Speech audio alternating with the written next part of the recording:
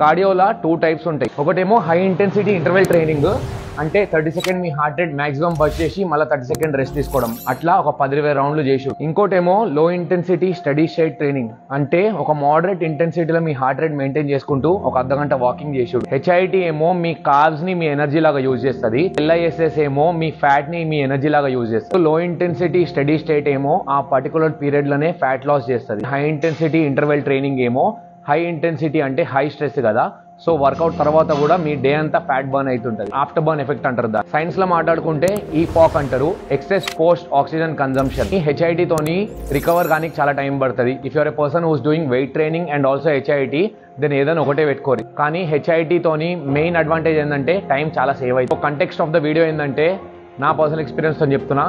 Weight training హెవీగా చేసే వాళ్ళు ఉంటే LISS లో ఇంటెన్సిటీ స్టడీ స్టేట్ చేయరి, అప్పుడప్పుడు HIT కొట్టురు. కానీ ఇవన్నీ చేయాలంటే నువ్వు జిమ్ జాయిన్